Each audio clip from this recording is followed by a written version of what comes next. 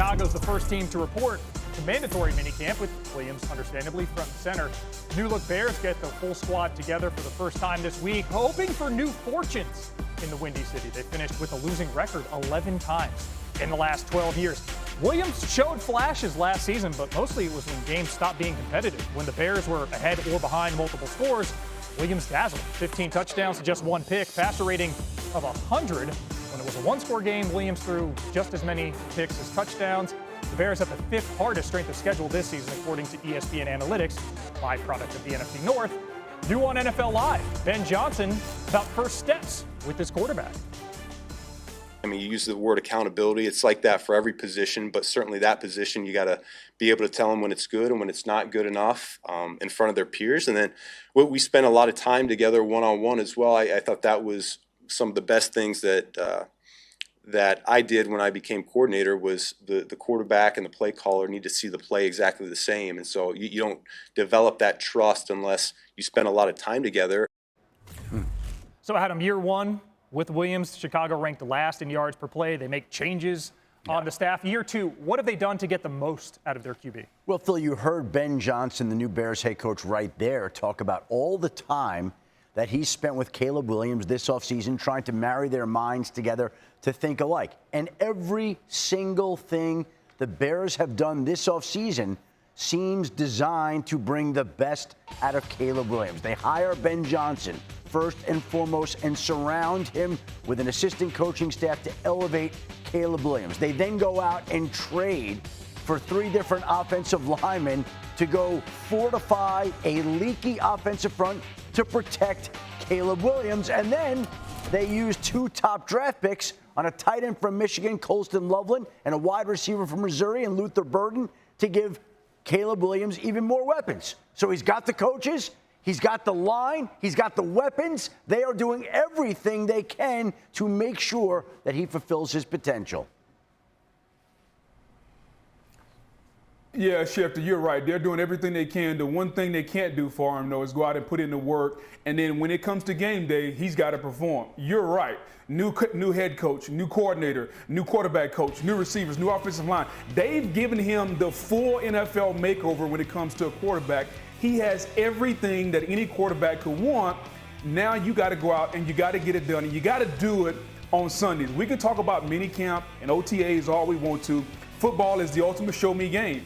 And the only time that he can show us is once we get into preseason and then once we get into the regular season. It's up to Caleb Williams with everything that's gone on in the organization, with everything that's happened, with the book from Seth Wickersham, with all the quotes that have come out. He's going to have to build himself up to make sure that come September, when he steps on that field for the first time, that'll be the first time, Lewis, that he can show us that he's actually bought in and that he's matured as an NFL quarterback and he can go out and get it done.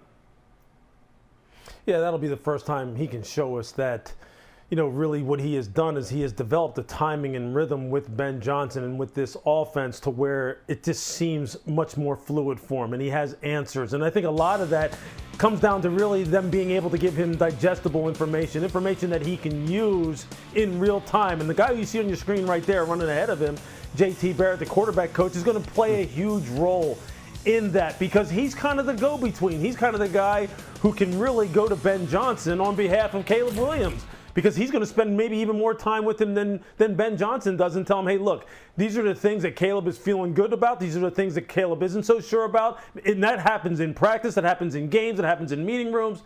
And I think having that relationship will allow Caleb to really hit the ground running as fast as possible. I mean, it's a whole new offense for him.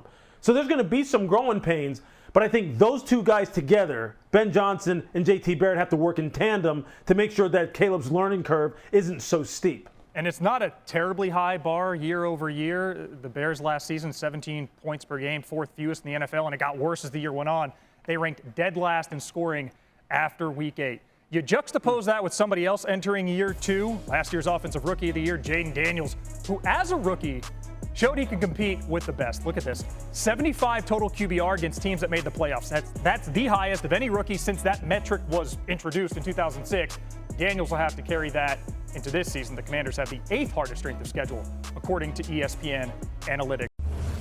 What have the Commanders done about building on last season? And a similar answer to what the Bears have done in Chicago with Caleb Williams, because this is the advantage that these teams with great young rookie quarterbacks have. They're on rookie contracts. So you can go out and spend money that other teams can't. The Commanders can go out and trade for Deebo Samuel and afford his $20 million price tag without any issues. They can go out and trade for Laramie Tunsil at left tackle without any issues about affording a new deal, talking to him about reworking his contract.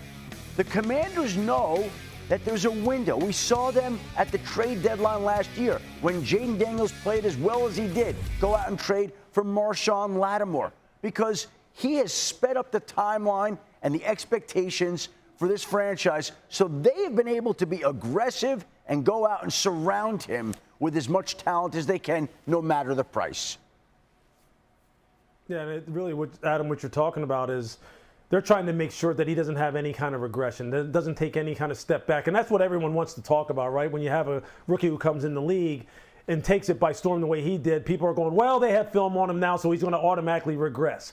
And I just don't see it that way. And I think there's three keys to that. One, obviously, you got to do everything you can to keep the roster healthy around him and not have things to start breaking down and people not available for him. You do that, you're well on your way. Impactful additions. I mean, you talked about it, Adam. Having a guy like Deebo Samuel, Laramie Tunsil in the fold now, those are huge, huge additions. The drafting of Josh Connerly from Oregon. This offensive line should be real solid. They should be much more physical up front. The running game, and not just Jayden Daniels as far as the running game is concerned, should be much more impactful this year and take some pressure off of him. And then, the continuity of the coaching staff, I mean, that's just huge as well. Cliff Kingsbury coming back. Now, it isn't about, Cliff going on and getting the head coaching job. Jayden has to learn a whole new language, kind of like what Caleb Williams has to do. So a lot of things are stacking up and adding up to Jayden being able to hopefully take it to a whole nother level. Because I'll tell you what, he is the last person I'm worried about in this whole thing. He'll do his part.